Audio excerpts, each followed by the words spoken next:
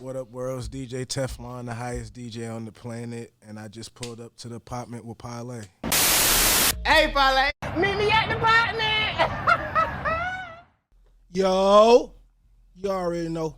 It's your boy Parlay. We in the apartment with Parlay. Meet me in the apartments. I love this shit.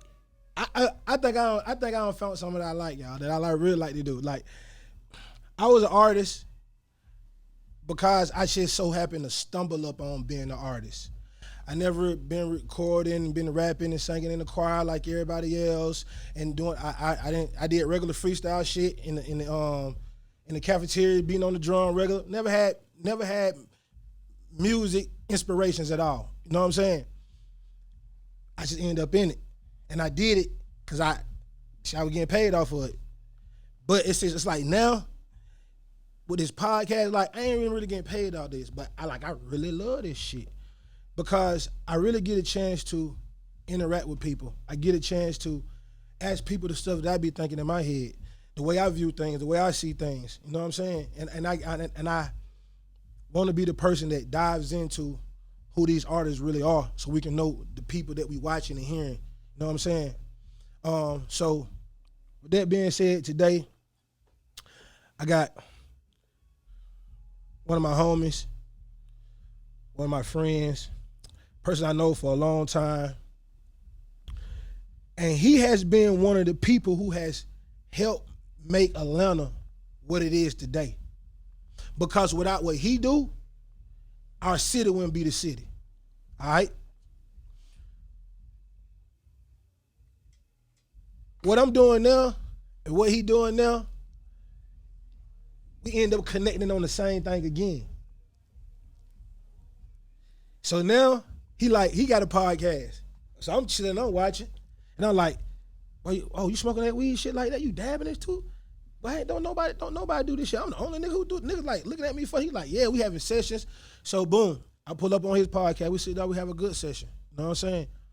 Now I got a podcast, and he like, shit, I gotta pull up on you. And it's only fucking right for we to discuss the city of Atlanta and discuss this fucking weed culture. You know what I'm saying? This is a $1 trillion fucking business and industry that I think that everybody should get into. If you indulge in any kind of cannabis, I think that you need to find a way to make some money off this shit in the future. You know what I'm saying? But with other that being said, you know what I'm saying? I'd like to welcome my motherfucking dog, DJ Tephlon, to the motherfucking Partments. Appreciate you. What are you talking about, man? Like, listen, I told you I needed to pull up. I already knew the code at the gate was 420. I just needed to Fact. get in. I just needed to get in. Motherfucking facts, man. Facts. Motherfucking facts. So listen, just want to say appreciate you coming to them, motherfucker. Appreciate know what I'm you saying? having me. That shit big. You know what I'm saying? Especially, like, I'm the type of person that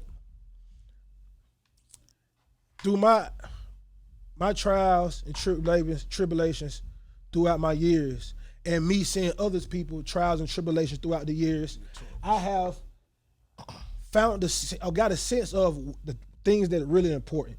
Okay. You see what I'm saying? I ain't never been a really big materialistic person. You know what I'm saying? Like, I used to let all my little brothers and homies wear all my jewelry all the time, drive my cars. I ain't never been one of the people like, nah, man, you can't, you know, I ain't never cared about it. I care more about love and how people feel around me and how I'm making people feel. You know what I'm saying? But I started learning the finer things and when I say that is to really appreciate good friends. Really appreciate people who really help you and root for you. And that don't always mean that every time you do something, they gotta be right behind you.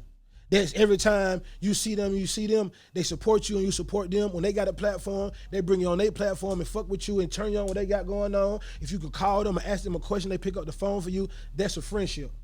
You know what I'm saying? Niggas think that they gotta talk every day. We gotta hang every day. Bruh, that's teenagerish. That shit you do when you're a teenager. People have real deal grown lives, and like I'm single without kids, so I got the most carefree life out of most people, but I still got shit to do. Like, people have lives to live, so like we don't have to talk every day. That don't make you no less my man. Facts. And with you, I see that.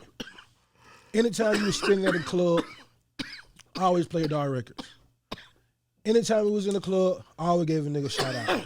Anytime I seen you in public, it was always love. And I'm gonna tell you one thing about real niggas. Real niggas are they energy fed people. You know what I'm saying? Real niggas feel energy. And every time I ever fuck with you, the energy has always been positive, like super positives. You see what I'm saying?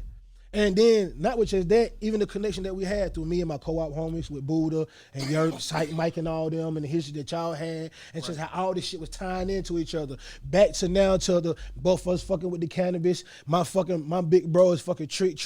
You know what I'm saying? With the heavyweight heads, two High Time Cannabis Cup, Gold Cup winners, and you fucking with Burner and being Burner's DJ, like, and how all this shit come back. I believe in the energy of the universe. You see what I'm saying? And all these factors why I sit back and every time I talk to you, I be like, oh yeah, this is a friend. You see what I'm saying? So I go back to, like I said, when I first started the show, it's a pleasure with me having you on here, dog. You know what I'm saying? I appreciate you having me again, because I feel the same way about you. It's always been genuine. Genuine speaks for itself. So, like, we've never had this conversation prior to now, but the feeling is extremely mutual. Anything you see me doing, you extra supportive and vice versa. Like, life gets you go far in life with respect and just being a good person, and that's who I am. Facts. And I think this is a great example of that.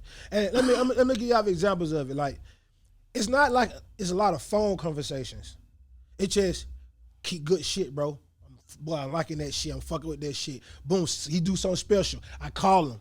Hey, dog, I just seen that shit you did, bro. Keep rocking. That shit was dope. Other than that, it's just support. That shit don't take a lot, bro. It don't take a lot. A lot of young guys feel like posting up on, commenting on a nigga post all the time, every time you see it is like lame. When has networking ever been lame? When has love cost you anything? Facts. When like it's like they got auto comments and shit. Like it's set up to cheer a nigga on. That's what it started out as. So why not? Because you never know who's struggling and needs some words of encouragement. Facts, them big facts, and that's why I think that I'm able to provide to my supporters and my listeners. You know what I'm saying? Them great messages and these great stories and these examples and these testimonies that people go through on different phases of life. Like I told people, I don't just do DJs and artists and athletes and celebrities. Like, bro, you can be a regular Joe Blow. I done had a homie on here.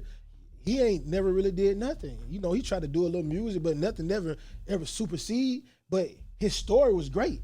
I want people to be able to share their stories. I was just listening to, watching the clip from the Rich Homie Quan joint. And he was talking about selling little weed in high school.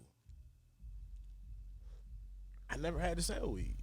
Like, in high school, I had and this is no knock to him, but, like, it was like, damn, what am I going to talk about on the Partments? But you're right, it's about a story. Like, but I was interested to hear that story. But it was like, damn, I was always cool in the Partments, but I didn't live in the apartments.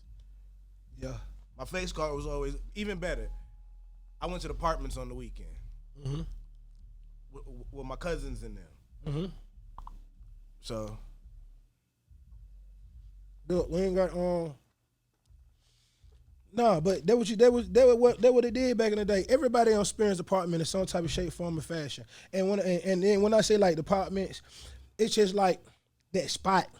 Like, even if you stay in apartments, even if you stay like some houses, you're gonna have that house, that spot that everybody chill at, that garage, that everything happen at. Like, that's the apartment. You see what I'm saying? Like, that's the apartment. No bullshit. So listen, what is it we're smoking on right here? That is some Granddaddy Pluto mixed with the regular Pluto. And that's in the Vibes Cubano. Not Cubano, that's a Cali. Those ain't even out yet. Y'all see how big this shit? They big in my motherfucking finger, bro. And they big pulling. They lied to you and say 3 grams. That's about 4.5 in there. Facts. Yeah, about 4 grams. Get you one of these, man. And all this, right, we got. After this shit, I'm going to have a note where y'all can go figure out all this shit we smoking. I'm going to put it at the end. The smoking session. This is a special edition. Oh, yeah, because we got some This is a special some edition. treats. Oh, no, we going to smoke. We going to show y'all some shit. Like, this is a special edition. Smokers edition. Facts. This is a special edition.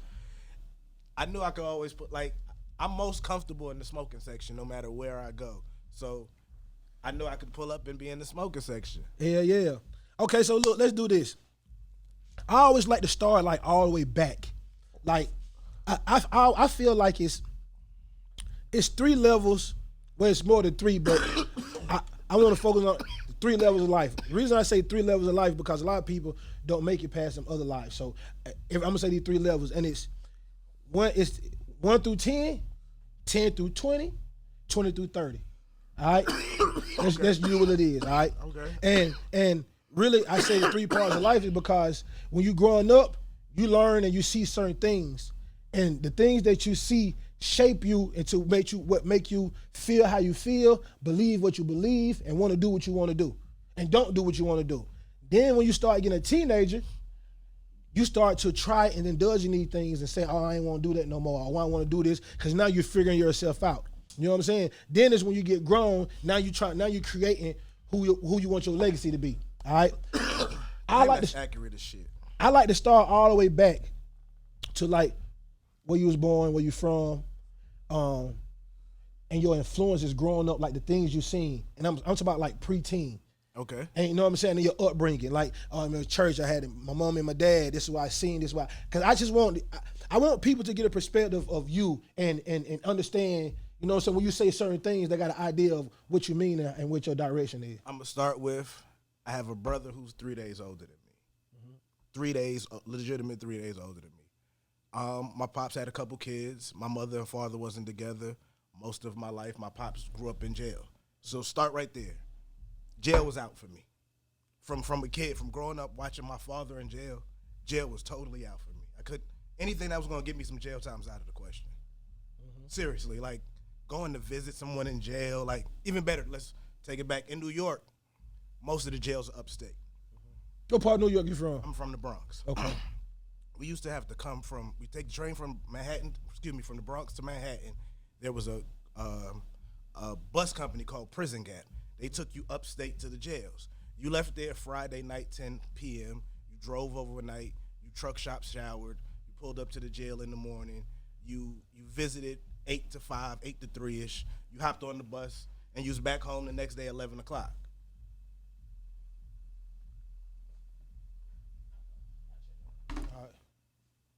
I did that from 5 to 16. Jail was out of the question. Just watching how they start, like seeing what the other side was like, jail was always out the question.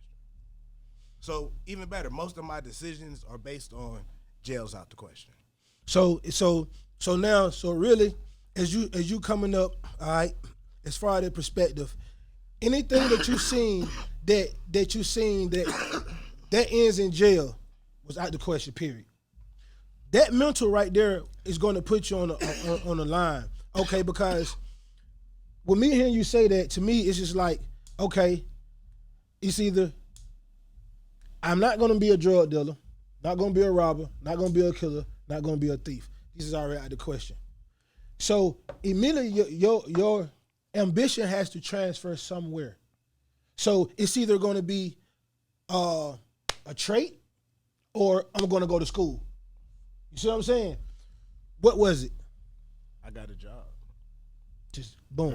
Like my mother didn't graduate from college, so I grew up once you graduated high school, you went to college or you got a job, my nigga. You ain't sitting around here sucking up my AC, fucking smoking your pot, thinking you're cool. You can go to college or you can go get you a job. I got a job. You knew you was smoking? My mother is a retired pothead. She accepted it 17. So when you got 17, she was like, you can smoke? I used to pick her up from work because I moved here to live with my grandmother. So she didn't have a driver's license or a car yet. So part of my job was to come pick her up. It's Christmas break, 12th grade year. You know, back in the day, niggas go to the cut, smoke it out. I done smoked out my car, got to go pick up mom's. Pick her up, we get in the car. She smoked cigarettes at the time. She fired up her cigarette, we driving. She was like, you smoke cigarettes? I was like, nah. She was like, you got friends that smoke cigarettes? I was like, yeah. She was like, you got friends that smoke weed? I was like, yeah. She was like, you smoke weed? Yeah. She was like, damn, you told me the truth. I was like, yeah. You used to smoke. Pops would be smoking if he's out of jail. Your best friend smoked. Like, why lie about this one? And from then on, she was kind of cool with it. Like, she wasn't a champion for it, but she never tripped about it. I couldn't smoke in the house or nothing, but smoke your little weed. At least I know, and I know you. That's all you doing. Yeah, it was crazy because I don't know exactly how old I was when my mama found that I was smoking weed, but she say she been knew because I used to come in the house and like my projects, when you walk in the door, it's the kitchen, then it's the steps to go upstairs, then it's the living room. So you can come in and slide up the steps and your mom and them in the living room won't even see you, all right? So I used to come in the house and I come in to go in the refrigerator. I be getting all kind of shit going out. Got the munchies? Yeah. So she used to say, this how she say she found out I was smoking weed. And I peeped it. When I used to come to the house like that, she'll call my name. And she's always call my name. And I say, yes, ma'am. She'll say, come here. And I come around and I stick my head around and say, yes, ma'am. And she'll say nothing. And I always didn't know why the fuck she did that. I should be like, I should be doing it all the time. She don't want to see the dumbass look on your face. She wanted to see my eyes. She knew my eyes dead ass red and low. No, I'm high. Funny. You know what I'm saying? But when you're a kid, you don't really pay attention to think about that shit. Not at all. You know you think everything's cool? You done put some Visine in. You done fixed your shirt. Like it's look high. What you talk about? Sober. When was your first time smoking weed? I know exactly when it was. I had just moved here. I had been living here. I'm not mentioning, but at what age it was when you moved here? I moved here at 16, 11th grade. 11th grade, okay. I pull up to school right after Thanksgiving break. Interesting time. What school? Southwest DeKalb High. Okay. So super interesting time. Yes. Southwest had just won the championship. My cousin, he was home from college. He's 2 years older than me. And I hadn't been going out, hadn't been having the best time. He came and got me. We went to the game. They won. We went to, is it the East Hamp? The Hamp? Yeah. Got a 4-5 blunt dub. And we got high. Boom. High as a motherfucker. High. Did you roll one up or did they roll? They smoking. This is my first time smoking. I'm even lying saying I'm smoking because he don't want, like, he ain't trying to take me home to my grandmother and he be responsible. So you like, you smoke? I'm like, yeah. I smoke. Yeah, man, I do this all the time. Fire that shit up. And that was my first time smoking. I can't remember. Was you high for? Do you remember how high you were? My cousin had a Honda Civic Coupe. CD, remember the disc changers? He was like, go back there and change the disc. I done put the cartridge in backwards. You know, that was a hassle back in the day. You had to pull that shit out, take it out. Yep. Because it get jammed in that motherfucker. I put the shit in backwards, fucked up the whole night. High as a motherfucker. Geeked the fuck up. Had no business back there touching that shit. I didn't know nothing about car radios and shit. I had just moved from New York. Nobody in my family had cars, really. I had no business back there touching that. Just trying to be cool little cuz. Cool little cuz. Who I already smoked. Got high. Don't smoke the 4 blunt dub for the hemp. Got high, the motherfucker don't put the goddamn CD in backwards. My cousin's from here. They grew up in the 4th Ward, and then they moved to Lithonia. So he's from here. So he got the best of both worlds. That's who house I would go to in Partments, or his family's house, like his side of the family. So yeah, this is what he do. He 19, maybe 18, second year of college, first year of college.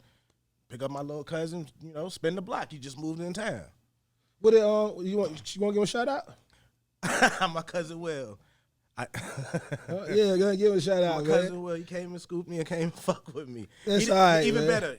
I don't think I've never told him that was my first time getting high, and cuz I'm super sorry about the CD player, man. Like, he was mad. My bad. Oh, he was tight. He had just got his car, and that was an add-on back in the day because this is tape player. Because this is in the back. You gotta go to the CD changer in the back. Yeah. Like he let me out the back to go back there and change it, and I fucked it up. Damn. Goddamn. Okay. So boom. You goddamn it. You're in the Bronx. What type of shit was going on around you that you were seeing up there? You know what I'm saying? As you were growing up, that you was just like, you know what? Because I like to say this. When you grow up in the hood, you're gonna see two things. Things you wanna do, things you ain't gonna do. Or things you don't wanna do. You know what I'm saying? What was those things that you were seeing that you was just like, you know what? Stay away from them. He doing too much. I'm stay away from them. It's funny. Anybody that my mother was like, yo, that little boy going to jail. See how he act? That little boy going to jail. That's all she had to say. Again, jail was out of the question from the jump. So most of my life decisions have been based on that fact. Like when my pops get out in a few years, I owe him a check for that. That was safe. And he don't know that, but that's what kept me out of trouble. Like all my decisions have been based on him and that. Yeah, that's powerful. That's the power. That's powerful, and it's rare that people find that. A lot of people say they go to the other side. Man, I don't give a fuck, man. Fuck all this shit. You know what I'm saying? And shit, my daddy goddamn in it, so I don't. Nigga, I goddamn. You see what I'm saying? True a lot story. of niggas take that mentality though. You know what I'm saying? The other side didn't look good. Like that shit was fucked up. Like you visiting somebody in a real correctional facility that's doing, I don't know if it was fed or state time, but like really doing some time. That shit is fucked up. It's dirty. It's dingy. Like you far from everybody. I don't really want to take this bus ride out here, so I know nobody else gonna want to take this bus ride out here. Like, yeah, who wanted? It's a lot. You ain't hoop. You know no sports. I played. I knew it wasn't going nowhere. Like everybody in New York could dribble. Yeah. Everybody had handles. So you had handles. No, I just like that's the equivalent. Like everybody in New York could dribble. Like, Yeah. Niggas play ball. So but niggas gonna play ball. So it's nothing never serious. Was you ever interested in the music and the DJing shit back then? My cousin made me get in the band. What grade? 11th grade. Mm-hmm. I took, matter of fact, 12th grade. I didn't get into 12th grade, but They had a hard ass band too. they did. One of the best in the nation. True story. It's funny because one of my homeboys, T. Lewis, was the drum major from. He's Lil Wayne's DJ. He used to be the drum major at Southern. Shout out to T. Lewis, man. Shout out to the homie T. Lewis, man. T. Lewis is nice, DJing. And he was like, fam, you was in the band, cutting and scratching is kind of like DJ. I mean, cutting kind of like beating the drum. And I was like, whoa. Because T. Lewis had been at DJing a little bit longer than I have. And when he said that, it just gave me a whole perspective of how I cut.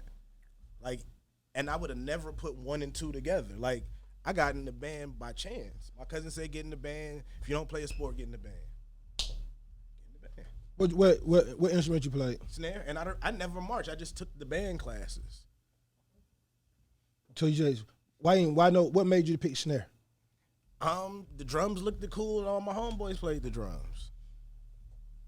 Them drums, that's the hardest thing out there to me. You know what I'm saying? Why not the what the big one called? I want to carry that big ass. Oh yeah. I can fuck with that too. Yeah. I'd rather not. Yeah. I ain't thinking about that. They name them two, ain't it? With the drums, ain't it? I mean, that's it, really, ain't with the drums. It's the quads, the cymbals. I always like the movement of the cymbals. How like they be really slinging them. Just how they slinging them bitches. Yeah. And I always thought that was cool. That's actually like the starting position in most in percussion sections. Before you can earn some sticks, you got to kind of do that shit. Okay, so look. Okay, so down here in Atlanta, cousin took you around. You got high. You learned land. You at South DeKalb. And what year was this? This is 95, 96. This is when I moved here in November 95. All right, so listen. This is that South DeKalb was the hottest one. I think it was the hottest shit around that motherfucker around that time for real. It was a very interesting place to go to school. Yeah, hell yeah. You came right down here when the Miami Boys came. Freaknik had his biggest year. Olympics came. I got my first car the Thursday of Freaknik 96. Not even 12 months removed from living in New York. Not too many people driving. Because, their driving is slightly a hassle. Mm-hmm. Parking and everything. My mother wasn't driving. My pops did. But I went from moving here in November to having a car. What's that, April? My first real driving experience by myself was me and my homeboys in Freaknik traffic. Okay, so you go buy a car, and your ass really can't drive like that. Oh, you ain't never drive. I had my license. Grandma, I'm living with my grandma at the time. She ain't doing nothing out like illegal. So I had my driver's license, but I had been living here 8 months. What kind of driving experience had I made at 8 months? Like, I barely knew where the fuck I was going. Yeah. Like, really, my homeboys was like, yo, we got turn here, turn here, turn here. Matter of fact, just let me drive. Okay. They from here too, ain't it? Yeah. That's Atlanta shit. That's Atlanta shit. All right, hold on. I just drive, bro. Yeah, please. He talking about please. Just don't crash my shit. I just got it yesterday. Yeah, that's all right. Motherfucker, Billy, you go. Now you got there learning how to drive. You all the way around the motherfucker. What was the point that you started DJing? I started DJing late. Like, I didn't start DJing until I was 30. Mm-hmm. I had worked a job, quit a job, started doing promotions for Cloud9 and AG, started a graphics company, started working for Mansion, well, Dreams at the time, then started DJing. I had a whole list of shit I did before DJing. All right, let's run them down. Let's go.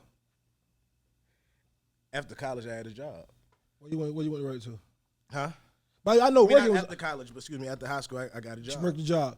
Boom. Where you worked at? Where your first job was at school? Out of high school, I worked for Hands On Atlanta. Yeah, fam. Yeah. I worked for Hands On when it first started. Yeah. They the mother don't remember Hands On Atlanta, bro. I worked for Hands On Atlanta. I was a teacher's assistant at Ralph McGill Elementary School, and I worked at North DeKalb AMC. North fucking DeKalb AM fucking C. And part of the reason why I never had to hustle is I had the movies on lock. Wow. You and your wife pull up. You know, this is when big movies and long lines. Uh-huh. Back then, movies was cheap. Give me $10 for both of y'all. Oh, you win. You hit you about 100 a night. Give me $200 for both of y'all. Then me and Chick in the ticket booth. We used to keep the other side, the wrong side of the tickets. When we tear them, we're supposed to give them the blue side. We used to keep the blue side, and every showing of something, take back 10 or 20 tickets, refund. Split that down the middle. Me, her, and whoever refunded it for us. So working at the movies, I was making like, shit, I might go to work and make $300-400 on a Saturday. I'm just finna say that. Shit. And I worked at, even better, I used to go to work with no money. By lunch, I was buying some clothes. I know you being from the Bronx, you was always into the fashion one, right? Yeah and no. I never cared as much as I'm never the biggest designer person, but I think you gotta look good, especially the New York in me gonna always make me look good. Okay, boom. Next job after that. You quit, you got fired. Hands On Atlanta was over because it was a year program, and I was tired of the movies. I felt like that was a high school job. I outgrown that, and I got a job at Sears Collection doing collections. Oh, that's yeah. Okay, so listen, pretty fucking decent money living at home. So boom. So you want a motherfucker keep calling nigga every day, asking nigga he gonna pay your bill. When you gonna pay your Sears account? Give me a story, cause I know you don't heard some wild ass, crazy ass stories. Motherfucker don't say some crazy ass, cause I know I don't say some crazy ass shit. I mean, people talk to you crazy. I can't remember nothing that. You ever get mad? You ever get somebody ever make you mad? I snapped a couple times because people talk to you crazy. Nothing really just stands out. But that actually fucked up my credit. Knowing that these people can't do nothing to you but call your house will bite me in the ass later. Yeah. Like, I realized at that point, that's all they're going to do is call your house and fuck up your credit. I didn't realize credit was a thing, so later, just when shit got bad, I just, fuck it, I ain't got it. Like everybody used to tell me when I called. Yeah. Fuck you talking about shit. I ain't got it, goddammit. And I know if you tell me you ain't got it, if you're a bill collector and you call me and I tell you I ain't got it, you can't call me for 7 days. Holla at you, my nigga. So I happily picked up the phone and said I ain't got it. Yeah. Shit, nah, you know that. Hey, that free game. You better listen now. All right, so boom. How did you end up with Cloud9? Because Cloud9 was real big back then. My man Flavor. I had met Flavor right out of high school. He was down at Morehouse. So I used to go down there and check him. And he started working for Cloud9. So I used to just go hang out with them in the clubs. Like, that's what turned me on to the city. Because, mind you, I'm living on Covenant Highway in 285 at my mama's house. So he actually kind of what turned me on to being downtown and, going to the club and popping bottles. And I went to the club one night and I kind of never left. Downtown something different. That downtown, especially back then. That downtown was different. Back then? What year was this? This is 2002, 2003. Oh no, that shit popping. When they fucked up Buckhead? 2003? A little bit later. By then I was working. It was probably about 2005. 2005. So that was that. Oh, so you caught the motherfucker at the end at 4 o'clock in the morning type shit. I caught the leaving 112 at 7 o'clock in the morning.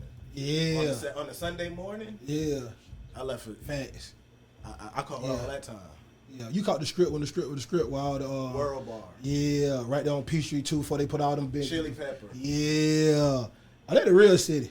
Not saying that not to say the pre-90s wasn't the real city, but this time right there, bro, these early 2000s. 201 Cortland, which is now Harlem Night. Oh, facts. When it was just it boggled my mind to know that was the real address. Yep. Because I thought 201 Cortland was such a sexy name, but at that time I'm 19, 20 years old. Yeah. Matter of fact, 201 Cortland is the first place I had Voss water. Okay. In the metal bottle, in the glass bottle, I was like, whoa, what the fuck is this? Wow. $10 water. I couldn't wait to go back next week and have another $10 water. So you get that same thing. Yeah, you talking about. So boom, so you hook up with them, and then you chilling. You say you were chilling with them. From doing street team and starting at the bottom, I realized they didn't have an in-house graphics person. They were outsourcing graphics. That was a problem. Sometimes you need a flyer right now. You don't want to send it to you and you take your time because you don't work for me. Started teaching myself how to do flyers. This is a job for me right here. Like, okay, I do the street team, this entry level, because about this time I'm 25, 26. So, okay, I did the street team. I've seen a niche for myself. I'm starting doing flyers. Boom. So now you're doing the flyers. You're doing all that flyers. Then you start doing promotion for AG. I just did flyers. I was their flyer person. Between having AG, Cloud9 for clients and being able to put my name on it, I'm a full service graphics company. I'm doing shit like this for you. I'm doing flyers for Nisha. I'm like whatever you need. I'm doing. I'm Cloud9 graphics team. That's my first business. You wanna come sit in on the small shit? Come on in. Huh? You wanna come sit in? Come on, bring your ass on in here, man.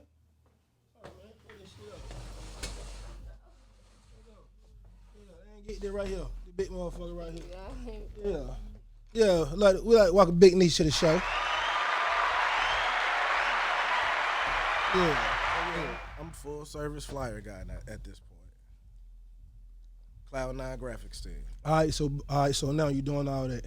So at what point from doing that, you're in the clubs, you're sitting in the streets, you're communicating with people, you're connecting with people, you knowing the low people to the high people, to the big homie, to the nigga who really get the money, to the working nigga, to the nigga who do the scamming. You're learning, you're seeing all these niggas, you're going to these different clubs, you're doing flyers for people, you're building your Rolodex, you're getting connected, you're doing super networking. How did you transition that into DJing? So, Cloud9 kind of dispersed, and I got a job opportunity over at, it was Dreams at the time. Big shout out to my man Ed. He introduces me to Felix. So I come over with Flavor. He's promotions manager. I take care of the flyers. I manage the website. I'm there every day. Like, we really was there 4 days, 5 days a week, and it was some equipment there. I researched how to hook up Serato because I felt like I needed to learn how to play with it first without asking somebody. So I YouTube University, how to hook up Serato. YouTube University. YouTube University. I took my PC that I did flyers on. I had some music on there. This is right before everything went digital, so this is when buying some music, downloading it to your computer was the shit. Yeah. So I had a nice little library because I used to upgrade, do people's iPads, This is iPods with iPods. Yeah, before it got digital. So I had a nice music selection, and I hooked the shit up one day, and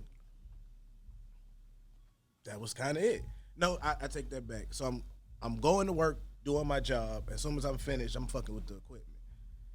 And like I already know all the DJs, Cannon, Drama, and Cannon had seen me one day fucking around. He was like, "Yo," and I was like, "Yeah." He was like, "For real?" I was like, "Yo." He was like, "Yo, you got my number." And this is right when the affiliates kind of broke up, so he was here and between here and California. He was like, "Yo, tap in." I was like, "I am a tap in." He seen me again. He was like, "Tap in."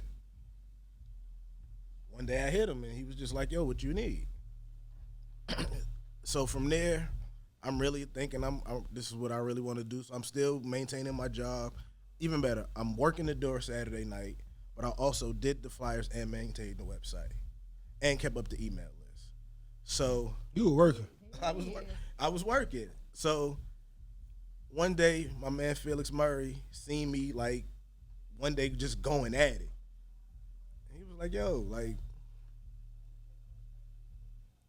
you gonna waste my electricity or you gonna be serious?" And I felt like that was an opportunity I never miss. I'll never fuck up. And from there it was on. DJ Tephlon. What made you name yourself DJ Tephlon? Cannon named me that. I didn't have I didn't have a DJ name for the longest time. Okay, how it come up? How it come about? My real name is Teron. I forgot how we were saying something. We was talking about something. He was like, Tephlon, Teron, DJ Tephlon. It didn't sound cool the first time he said it, but yeah, that's how it ended. And then my graphic artist told me to spell it differently. He told me to spell it Phlon so I could own it. So how did the other guys form? Hey. I got somebody outside. Hey. I got somebody outside here. Oh shit! Oh shit. Oh shit! She Okay. gonna ask some different shit. Hell yeah. All right. Am I good? All right. This is what happens in the apartments. Like, Okay. say, I mean, I'll be you had right to make back. a plan. Yeah. I'm filling in. What's poppin'? The other guys. Okay. Okay. I'm doing Beehive Radio. It's an online thing. I'm mad Mike stopped. The big shout out to Mike Johnson. He's the voice of most of the commercials you hear on the radio. Yeah. He started Beehive FM, and he's streaming a radio show before all this shit get cool. Like, this is 2015. Like, this is before even the technology was making this. You know how technology made it easier, so he's way ahead of the curve. He had the dope-ass website. And this chick named Honeybee who was on there, big shout out to Honeybee, she was like, "Yo, my homeboy from Jersey, y'all two should meet. Y'all definitely should meet. You and my homeboy from Jersey should meet." And I was like, man, you know, when niggas is grown, you don't want to meet no new niggas. And one night we happened to be out there. Well, shit. That always happens right around there. Real reefer chiefer. It Damn. happened. And he took us, she took me out one night. Well, we went out one night to hang out, and I bumped into him. And she introduced us, and he was a cool nigga. And he had just moved to town. He was trying to find his way. Like, he had been DJing for some years.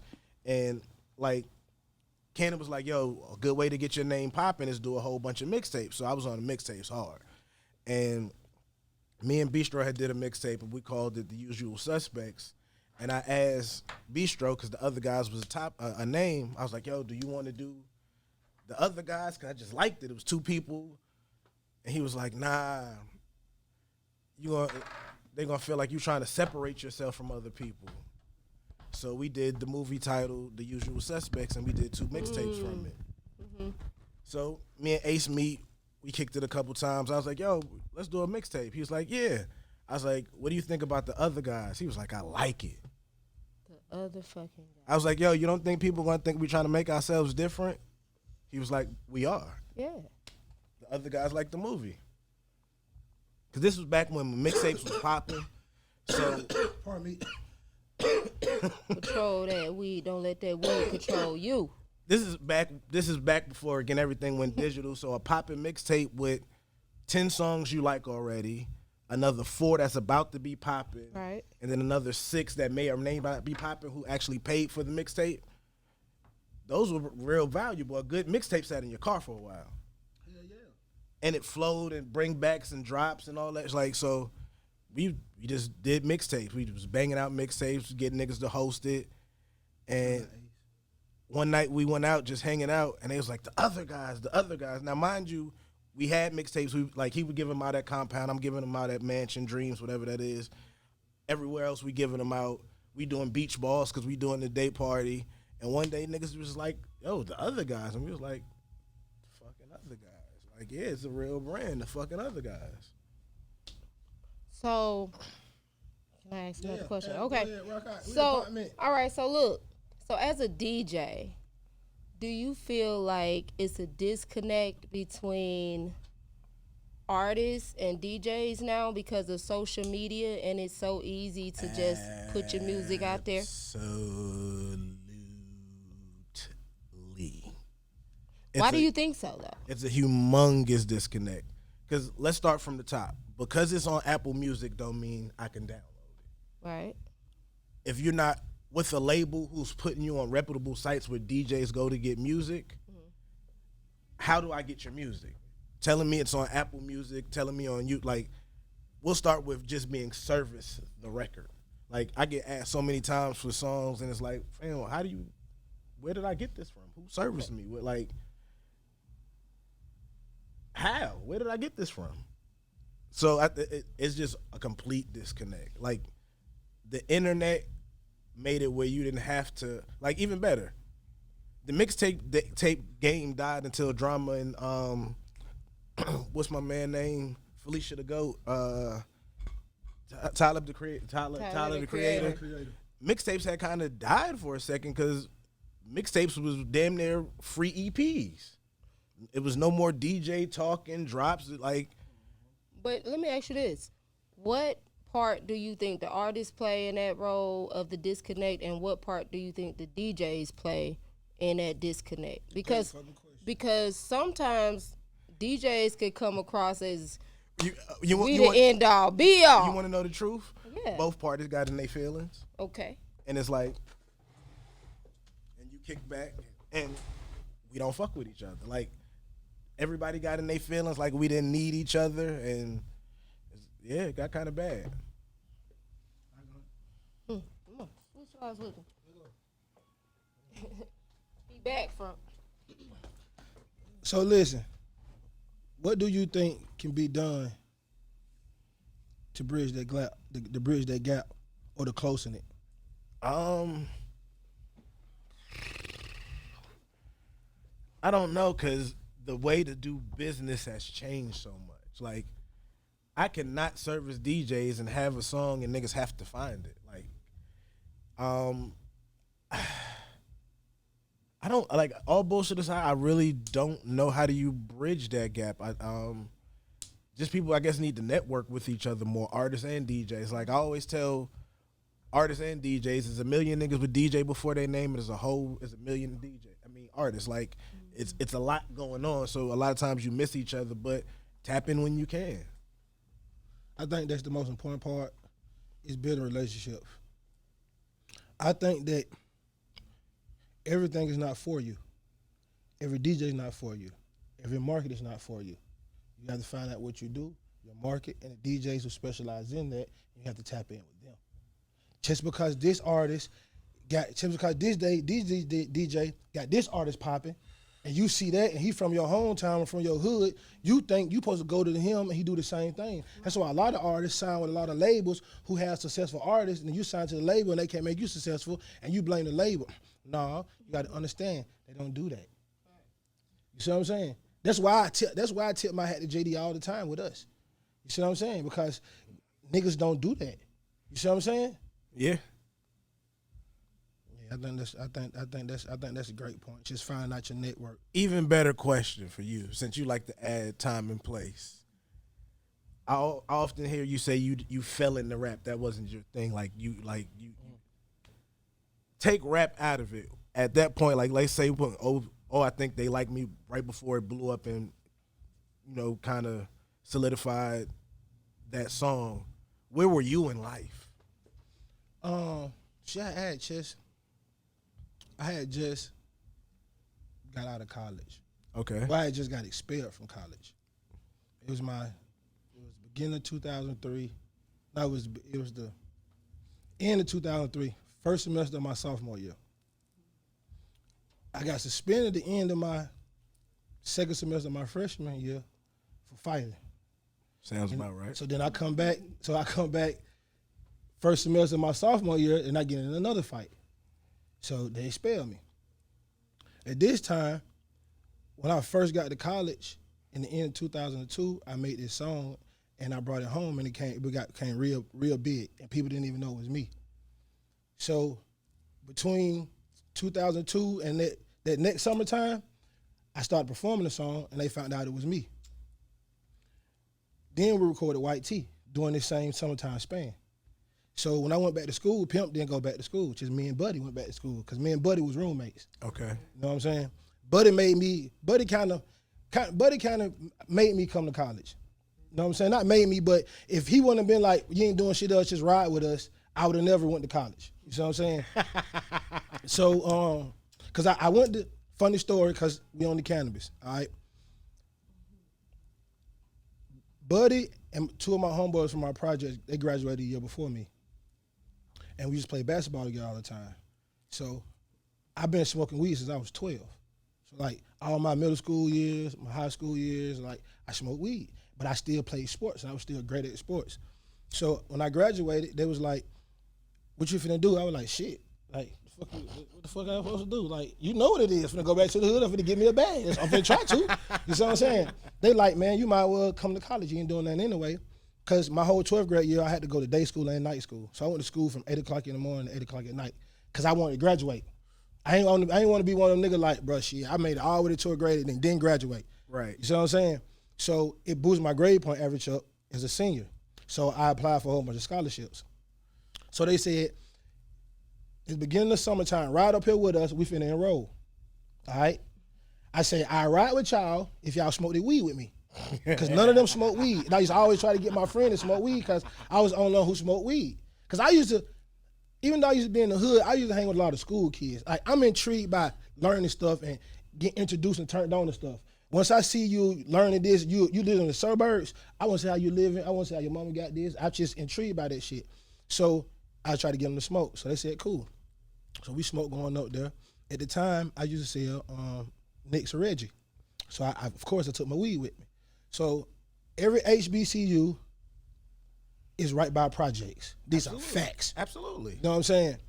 And I went to Barber Scotia, North Carolina. It's in Concord, right out. It's like 10 minutes outside Charlotte, right by John C. Smith. So I'm on the campus. They going to do their school thing. You know what I'm saying? And I'm walking around the campus. So a guy walks up to me and say, you got some weed? So I'm like, yeah. You know what I'm saying? So I whip the weed out, and I show him my nicks, and I give him my nicks. He give me a $10 bill. Okay, yeah. I get the $10 bill, I wrap my bum up, stick it in my pocket. I'm going to my pocket to get him a change, but he walks off. So I'm not finna say, hey, did he change? I'm like, cool. So immediately I'm like, ooh. That set the tone for what it costs from the jump right there. Perfect. So I asked my homie, what is these? They say, these dimes up here. On my life, I walked to the front, filled out all them scholarships I had, and I said, that's how I ended up getting enrolled in college. The trap was I open. sell weed. And I sold weed my whole college, ever since our first day of college, I sold weed. Okay, so boom. So now, back to your question. So now we're back at home. That song is already moving. White Tee is starting to pick up. And this is at a time nobody did music. All right? I remember White Tee picking up. I'm working, doing promotions in the club, and I hear White Tee. Like, I'm not even DJing. I was like, whoa, okay. You know what I'm saying? And it was something different at the time. And then, so when that happened, when they started playing, so now I'm at home. So first thing in my mind I'm thinking is, back to what I said before I went to school. I'm finna try to get me a bag. You see what I'm saying? So I'm in the hood trying to figure out, you know, he trapped right here, he trapped right here. Damn, I don't really want to hang around them niggas. I don't really want to, well, I'm cool with them, but I'm my own person. I want to, you know what I'm saying? So I'm still doing that. So I'm hooping still for money. Me, niggas in Zone 3. I'm going to Locked On You, hooping on Bruce Street. Like, I'm going everywhere. I'm hooping. Run and shoot. I'm at run and shoot all the time. You know what I'm saying? I'm doing that, but I'm hustling a little bit, but I'm still in between that kid and that grown man, like, nigga, you done. You at home or you got your own? I'm at home. No, I'm in Born Home with Mon Duke. Okay. You know what I'm saying? Mon Duke is me. I think at the time my mama had 5 kids. Oh, wow. Now she had 5 kids at the time, and I'm the oldest. You know what I'm saying? So that's happening. Boom. So we going to the club every day. All right. But now I'm hanging with my homie from high school, and he's a gangster. You know what I'm saying? So now we do gangster shit. You know what I'm saying? It's just that's how it just happened. You know what I'm saying? You're gonna be who you hang with growing up. That's just what it is. You know what I'm saying? Unless you just say, I ain't really with that. So I'm not, like you said, you know what? They can lead to jail. No, I'm not fucking with it. So I'm not gonna hang with you. It was that easy for you. You see what I'm saying? Well, for me, it was not just, I end up thugging. You see what I'm saying? So doing this whole time thugging, meet my big homie, Swall. You know what I'm saying? Rest in peace, Swall. Rest easy, Swall, Milo. You know what I'm saying? He won. Ring Milo? Yeah. Yes. I used to go skate. Yes, I know my skate dog. ring Milo. Hell yeah. My dog Swall, dog. I call him Swall. We named him Swall. You know what I'm saying? I would say, bro, you too black to be pretty, nigga. You know what I'm saying? But he don't give a fuck either. You know what I'm saying? I used to skate in New York, so coming down here, skating. I got skates in the trunk right now. Wow. Yep. And my dog used to go skating. So, for real. That's cool. Skating all right. That's how they used to be doing. So, I get with him. He's just getting out of the situation with a nigga that he rode with. You know what I'm saying? So, we get with him, and boom, we just connect, and shit just start happening from there. So, like my homie Suave, he run a bag up. Boom. I see it in front of my face. Like, when niggas say a bag, I seen the bag get ran up in my face. I done sat down and counted $1 million before I had $1 million. Like, I experienced this shit before I really even got popping with rapping. So that's why when I came in rapping, my perspective was different. You know, because I'm around it. But at the same time, my music's getting hot. So now what happened is, Coco Brother is at West Fulton. At the time, he was the only person who did Coco Brother. Yes. He the only person who did schools then, remember? Nobody else did school but Coco. This whole time I'm in high school, I used to wear throwbacks. Remember throwbacks, I was trapping. I'm buying a pound of weed for $500, Reggie. I'm second on 2 for 5s. I'm gonna make $1,600 off 2 for 5s. So I'm gonna make me $900 profit. But I'm gonna do this, I'm gonna do this in 2-3 days. Easy. Facts, in school. Everybody boom, knows. I'm 2-3 days. And who didn't have $10? Back then, everybody had, but I'm doing 2 for 5s. But like I said, who didn't have $10? And niggas, especially then, so I'm going crazy. So I'm buying throwbacks, joints, all kind of shit. So that's what made me say, fuck a throwback, because I'm cleaning my white tee. So, fast forward, Coco Brothers at West Fulton. Quick question. Total Sports Greenbrier? That's where you're getting your jerseys from? I went to Total Sports at Greenbrier. I went downtown. I either went to, if Walters didn't have them, I went to what's happening. Okay.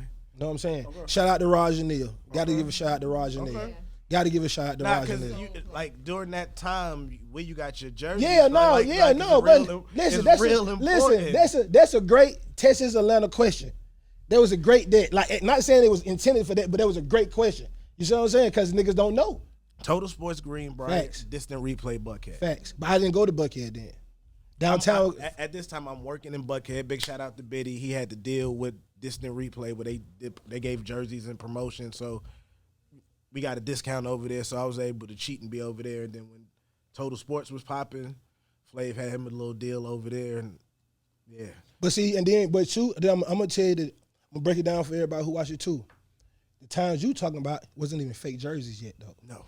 It wasn't even fake jersey yet. No. These are facts. No. The cheapest jersey might be $350, $375. They had the swingmans. If we talking throwbacks, it was nothing cheaper than $250. Nah, facts. But then they had swingmans and regular jerseys. Yeah. So you know that allowed you to have $100 jersey. Yeah, no, I ain't talking about them. I'm talking about the real deal. Was $150s. Yeah. This is when they had the warm ups in Total Sports, facts. so niggas was going to buy the whole facts. Facts. And this when niggas wearing headbands. Yes, all of that. Listen, I used to wear a 60. Yeah. Matter of fact, it's hilarious because as the size went up, they cost more. So it was kind of a get money thing to have a 60. Yeah. Like a 48's probably your size. Mm-hmm. They got on the 60 because it cost a couple dollars more. Facts. It's just that's what it's gonna be. And they're gonna be down to your knee. Capri pants, capri shorts. Those are gonna be. Remember when they start coming out with the capri shorts? When I get home, I'm gonna tag you. I got a couple left in the closet. The capri shorts. I'm talking about the fucking throwbacks. Oh, the 60s. The 60s. Oh yeah, the 60s. I got a Paul Pierce 60 and a something else 60. I just never. Yes. The super big motherfucker. Nike motherfucker. White. Yeah. Super big motherfucker. For no fucking reason. No reason, man. So, Coco Brothers at West Fulton middle school. That's on Bankhead, and he's doing middle school. So he comes out his throwback and he got a white tee on. So when he does that, all the kids in the gym start running around screaming, "Yo, in my white tee! Yo, in my white tee!" And Coco is looking at this shit like, "What the fuck?" So he called Moot B. And like Moot B is like the best of Bankhead. Like anything on Bankhead, you want to find out music. Hit Moot B, you know what I'm saying? Moot B, like I know them, you know what I'm saying? So we went to Moot B, and they told us what the steps we needed to do. You know what I'm saying? To get this shit together. I love good Atlanta story. Like I love good hood stories. Like the truth to it. So big shout out to Moot. Yeah. Hell yeah. Shout out to Moot. You know what I'm saying? And then this is in the 2000 and this is the beginning of 2003 now. I mean beginning of 2004, and now we're on the radio. Okay. So all this happened. So when you asked me that question, I explained all that to say all this shit happened in 1 year. You know what I'm saying? Yeah. And then we dropped the album, September the 19th, 2004, our first album with Universal. I think we was the first group to ever get our whole budget. Wow. You know, back then, the label, how much that cost? Okay, write it. No, we got the whole budget. Like, we want all the money, and they gave it to us.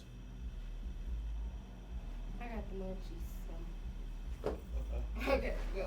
First fucked up purchase when you got the budget. Huh? First fucked up purchase that you had to have that you shouldn't did.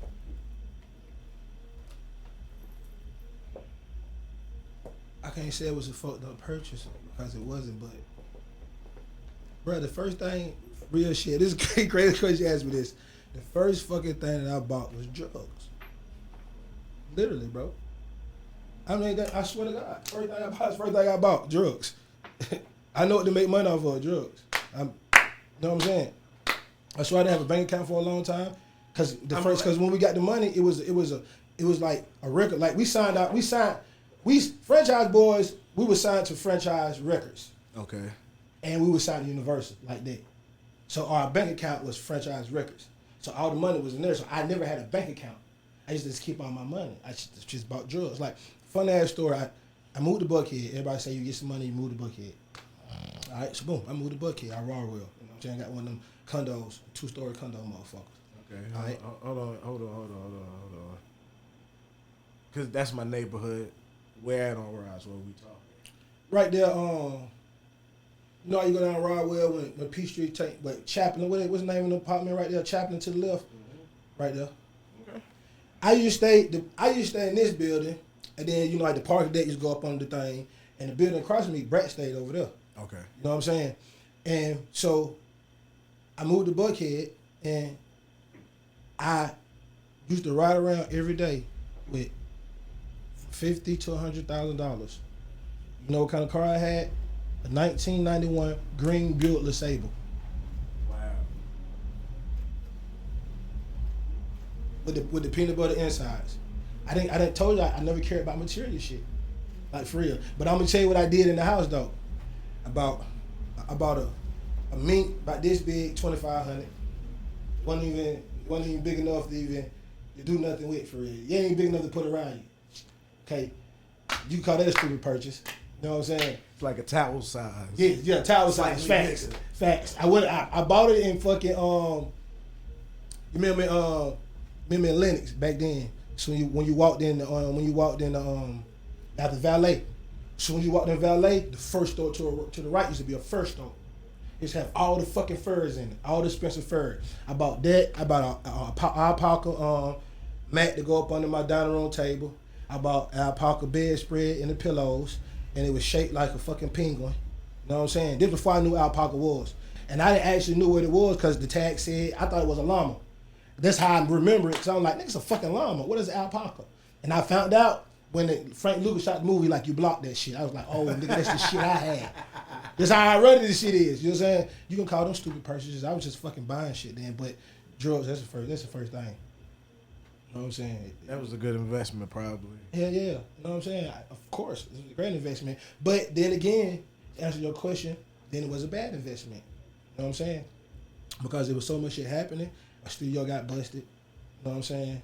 I got caught up in the studio. You know what I'm saying? Fought some drugs and earned some money. You know what I'm saying? Had to go do a little time about that. You know what I'm saying? Some weeks and shit.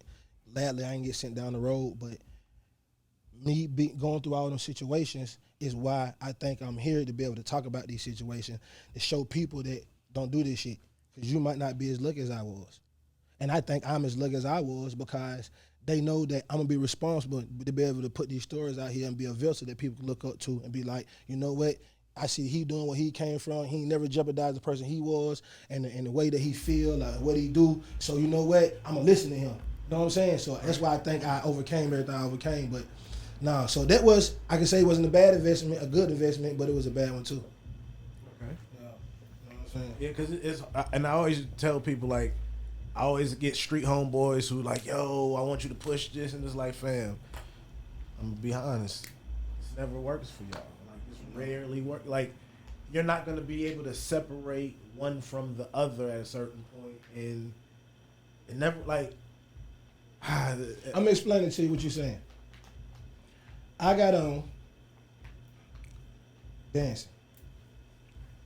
I'm 100% gangster. Every nigga, any nigga you know from Atlanta, every nigga you know from my hood, if you call them, they're gonna tell you, yeah, Charlie, ain't like that. Here's the thing.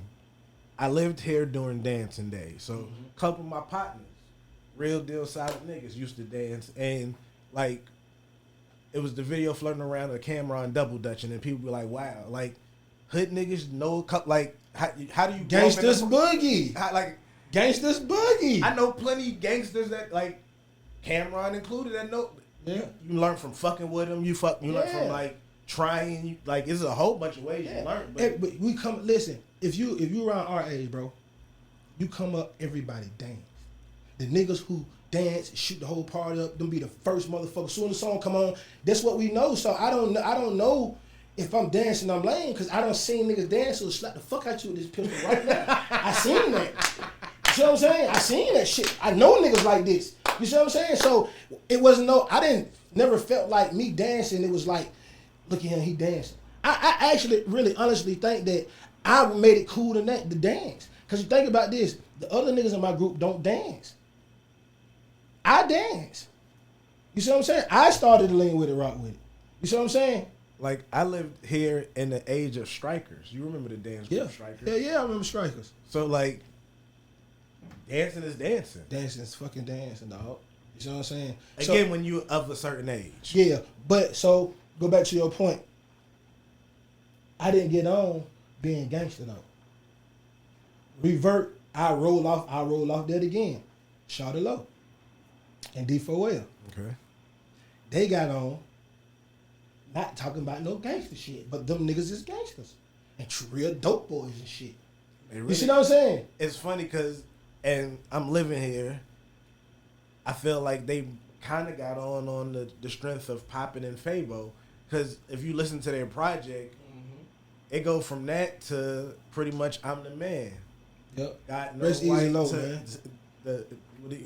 They ain't got no fucking whole person, but you know what I'm talking about. But yeah, like it's Fabo's projects, and maybe one or two they fed the label just so you don't feel like we got over on you. But my nigga, this is what we on right here, gangster shit. Yeah. But see, that's we got in the door. But that go back to your point and say street niggas always trying to come to you saying I want to do this. It usually doesn't work because the niggas are not comfortable enough going outside their comfort zone. Like, let's find you an artist, but like, how do I tell you not to meet your man from Cincinnati and make this $40,000 when you can come pay to open at this shit and it's 50,000 people? You kind of need to pay the $1,500 to open. And you got to be here to meet your man from Cincinnati. Nobody else can do this.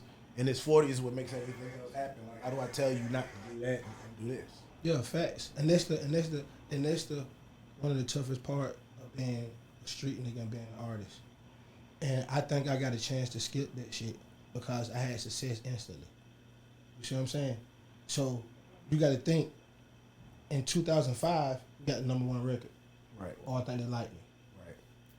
I caught a murder charge. 2006, back-to-back #1 records with Lane With It Rock With. I caught a trafficking charge. So the two biggest times in my career, I catch the two worstest charges that you could catch being a street nigga.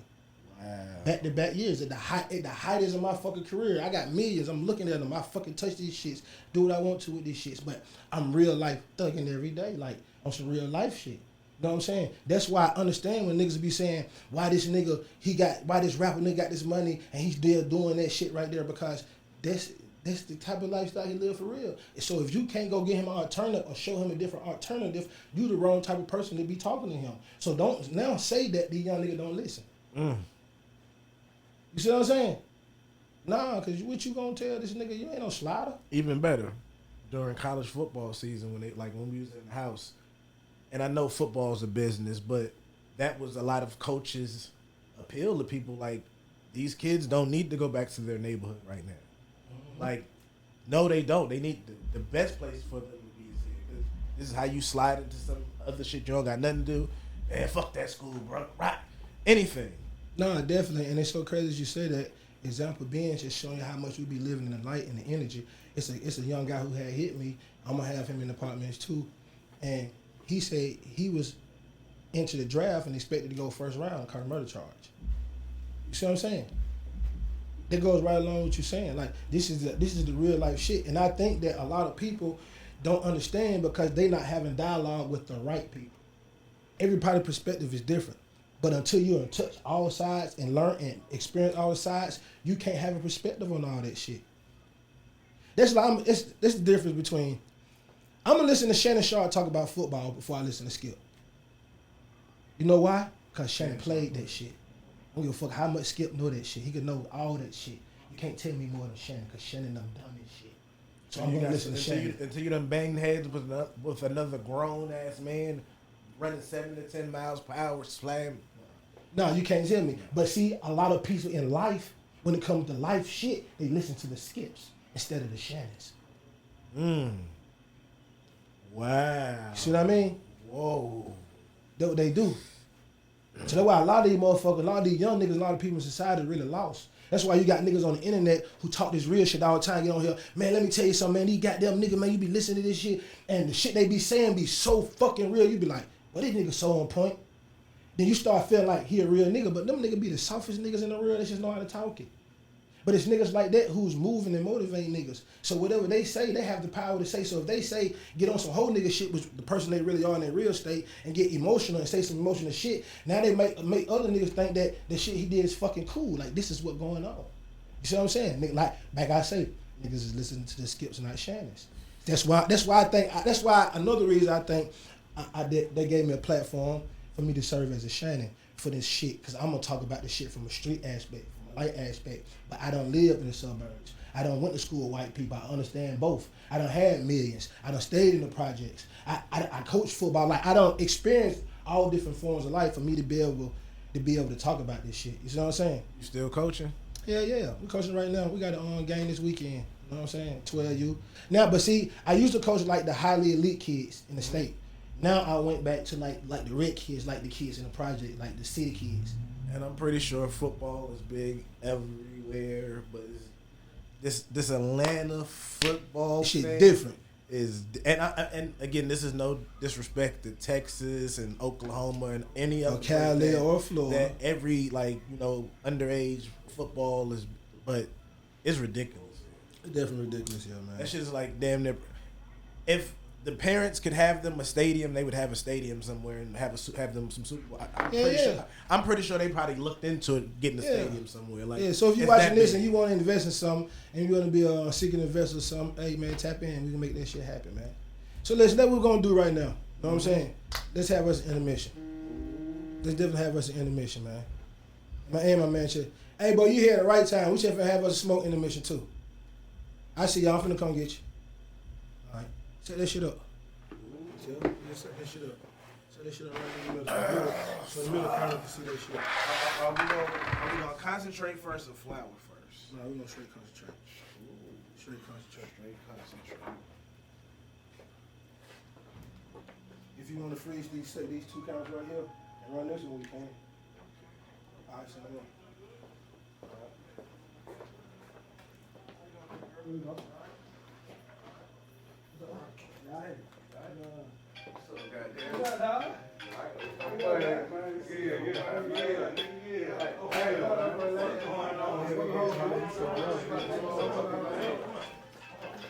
Y'all want to see the studio and shit?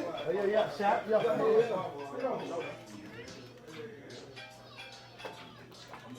Hello? Hello? You think I'm sticking? No, I'm finna smoke. Oh, okay. You know what it was, man? No, we finna smoke. Yeah, I ain't hit you big yet. I'm finna hit My this last motherfucker. hoop.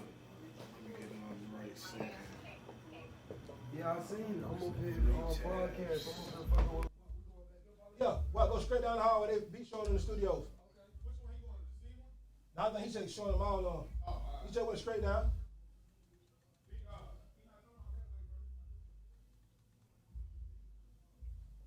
All right, so listen, what we doing right now? You need to raise these cameras. Can they show us? We probably gonna stand right here. It's probably gonna be the height we're gonna be at.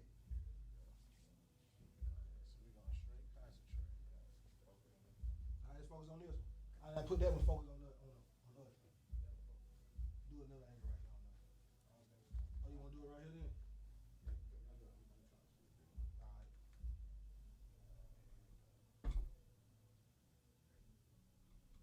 Whip it around like so, let it fill. You hold it on the angle so more smoke can get in there. All right. Like the water. Yeah. Maximize water space. Boom. So I'ma flip it and it's just gonna come right at you. All right.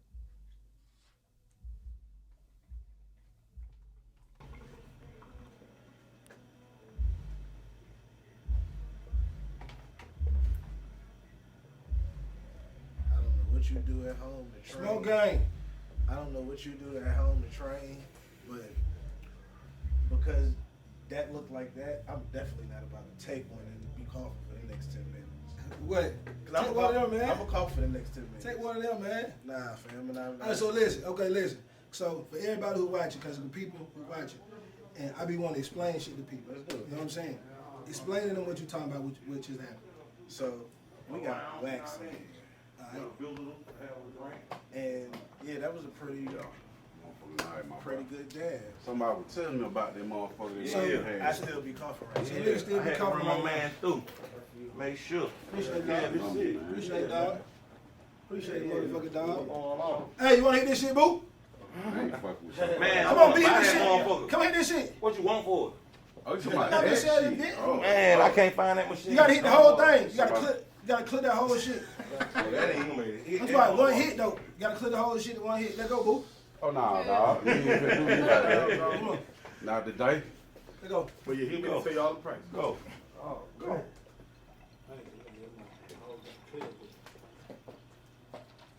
Yeah, see. Yeah, that is. He a junkie. Yeah.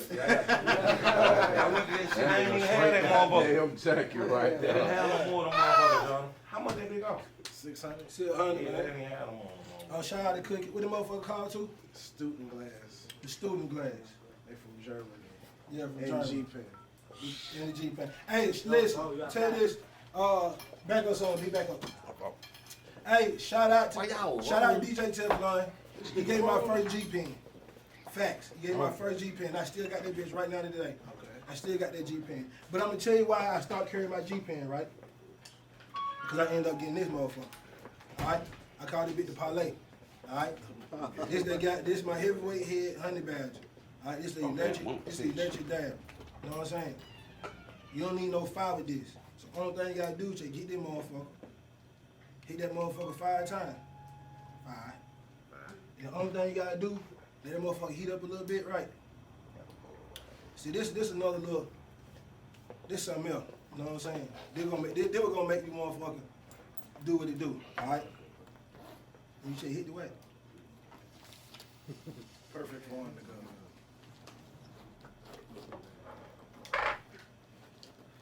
Now you somewhere, you in your car, you got some dab, you wanna pull in, you ain't smoking no blunt, you wanna get high.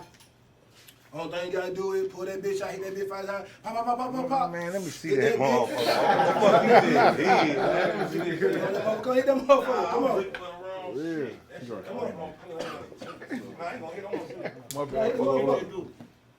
Hit it. Y'all already hot. Light on. Hit that motherfucker one time. Hit that motherfucker one time. I already told you. I I done had this. This that motherfucker that made a nigga, this shit made a nigga pass out. Parlay pulled up this same motherfucker right here. Did the one with the name on it. If his name on here, he's already known on the west side. Don't hit that shit with Parlay name on it. Well, I already know. No, they don't want you now. No, they already see. No, don't never hit that motherfucker with Parlay name on that motherfucker. Boy. Hell yeah. Oh, shit. Slide him back down. Slide him back down. Who me? I do this shit. You know when you smoke for real, like that shit a sport to me. I know. So I just like going around. It's even better. This ain't for me. It's for somebody else. I don't want this Yeah. shit. Let go. Let hit this shit, boo. Somebody first The experience. weed. Let go. Hit this shit. The weed. Now you got the weed on here. This the flower. Oh. There's the weed on here. Is that In the real real talk, I double Come on. so I got both of those in it. Come here. Gotta get over there, so I gotta wait. Come on. Slide that camera back right there. Man. What's up, dog? Just rotate it and it's gonna go out to you in that group. You ready? You ready? It's gonna come out each other in here. You ready? Let go, bro. One hit. Come on, let go, boo. Come on, man.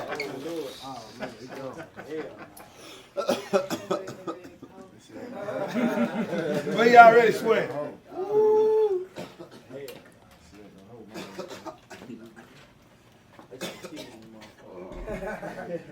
Drop it back down.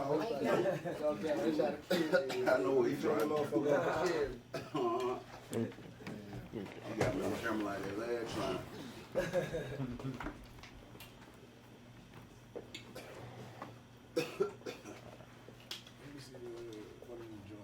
What? That's how you want to do it. Yeah, because I haven't hit one of these. I haven't had Ready?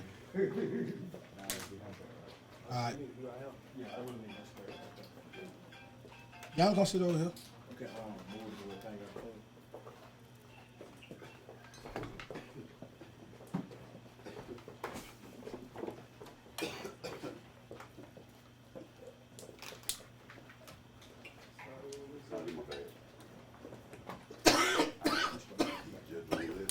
Ready? All right, boom. We back. That's a good little intermission right there. Quick little smoke session. Now you finna hit the noodle motherfucker. the noodle motherfucker. The noodle motherfucker. The noodle motherfucker. The parlay motherfucker. Yeah. Ooh. As a joint roller. Ooh. Joint roller. Huh? As a joint roller, Yeah. this one busted. I got one of your filters here. Yeah. I'm gonna go home and roll a smaller version of this. Yeah. I want to see something. Yeah. But this right here is alright. Yeah. I'm over there. All right, ain't it? Definitely want to see something because I'm a glass tip smoker. This is what I do. Yeah. Glad to. But this might be my new out in public motherfucker. Yeah, You can have this. definitely. It's Yeah. like, fam, you can have this. Yeah, here. Keep that motherfucker going. Fat, Yeah. dog. Please don't make me chase you for my glass tip. Fat, that's I don't it. even want the blunt bag. Fat, Or the joint bag. I want my glass tip. You ain't gotta worry about it now. You ain't gotta say it no more. Nah, I'm gonna work on it. Cause even better, I'm gonna make them kind of decent so they can fit in my little case. Yeah. My little Yeah, you can put 5, 6 of them in there. You great. hard 5 gets in Yeah, here. yeah. Easy. Yeah, yeah. A little over a gram fits right in here. Yeah, yeah, yeah. So It'd be yeah, great. this might be my new situation. Yeah, facts. And it's only the rotini noodles. Right? Rotini noodle, that's it. That's it. That's it, dog. Fact. I'm gonna have a tutorial because I watched him earlier. Yeah. His Yeah. tutorial is pretty dope for you big joint Big, smokers. big blunts, yeah, big But you joint know, smoker. everybody don't got 3 Yeah. grams in the middle of the day to waste. You right. Or want to, or just want to be that high. So Yeah. I got about a 1.3 gram version of that coming soon. All right, so listen, let's get into this real quick. How you end up becoming burner DJ? How did I end up being partners DJ? Okay, so I'm at Dreams, which is now probably Mansion. My man Phil, excuse me, Felix's business partner Phil from Houston. Long and short of it, let's say they knew each other. Him and Burner knew each other from, the hustling days. Like Burner knew him. He already had a DJ. His DJ moved on to a better position, like just got moved on to just doing different shit for Burner. And he was like, yo, Teph, you want to be my DJ? I was like, shit, yeah. Wow. That was like 7 years ago. That was dope. Took me on my first tour. Like, I've seen a whole lot of this country behind Burner. Like, and that's my partner, so it's not like going to work with your homie. So you seen the evolution of the cookies? Absolutely. The runts? Absolutely. All the difference, the gelatos. Strand, bag cap, and all that bullshit. So is that how you really end up getting just knowledgeable about all the weed strands, the brands, and how that shit break down, being around him? Like, okay, I know you was smoking weed already, but like now you really starting to get into it, like the sativas, the hybrids, the indicas, like what's this? The different level of the CBDs and how it make you feel when you smoke it. Like, see, niggas don't be understanding all this shit. Like, it's different levels. Like, niggas just say, I want this because it got a lot of THC. That don't mean you're going to get high for it. That don't mean it's going to be for you. Highest THC content ain't it, because different weed affect different people differently. So, what you think that always hit percentage is? I think 17, 18. Yeah, roughly around there, 20-ish. It just, actually, that percentage depends on where you're getting your weed from. I can go for that. But usually, like, I'm going to say like this, especially when I go to dispensaries, like you I say that, yeah, 17, 20, somewhere around there, yes. You're going to be pretty good. You know what I'm saying? No matter what you get, you're going to be pretty good. In that range, you're pretty... Yeah. And free game. So for all you need to like take trips, you want to go to Vegas and Cali, you want to go in the dispensary and get your weed and shit, free game now. Me personally, if you go in and you just trying to have a good time, buy a little bit of everything. Or like whatever you can afford, just try a whole bunch of shit. Man, now you know this nigga on OD. Bro, this nigga OD. I mean, don't this nigga be ODing? Don't he be ODing on the weed, don't it? Huh? That nigga be ODing. God know he one of, man. Hell yeah, man. And see, when you smoke like that, you're a different kind of smoker. Like, yeah. Once you dive into rolling snakes in the grass and shit like that, what the fuck a joint gonna do for you? Yeah. Like, that's what you want to smoke from now on. Like, I'm fucked up. Yeah, that shit is rude. I'm fucked up. I know this. I'm fucked. Weed. Oh yeah. That shit is fucked up. It's an expensive habit. No, definitely. Once you start doing it, is what you like to do. It becomes your new way of smoking. So if you got some wax, and I feel like putting it in a joint is wasting. You fucking is. Hey, listen. If you put wax in your blunt, if you put crumb in your blunt, you're fucking it up, bro. Please stop doing that. Stop wasting. Stop fucking your blunt up. That's why you be getting that half-ass high. No. And you wonder why you ain't really high like that. You really just trigger yourself because you really done spent more. You done spent the money on it, so you want to feel like you got your high done. Every nigga know that feeling. I'm high, but your mind, you like, but I really ain't high. You be talking to yourself like, yeah, you really ain't high. You fucking it up, bro. I say do what makes you happy, but if you really want to blast off like you want to, put it on the tip. Get a nectar collector, a dab rig, a gravity bomb. Like, I like my concentrate. I definitely, matter of fact, this is my portable shot. Yeah. This comes with me to work. Oh yeah. Yeah, my little portable. I take that with me to work. Like I'll stop DJing. Yeah. I'm gonna get you a parlay. I need one of them. I'm gonna get you a parlay. I'm gonna get you. Who gonna hit the parlay? Nah. So what you got coming up, Till?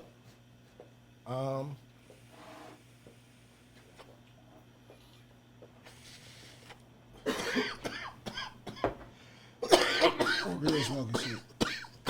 Yeah.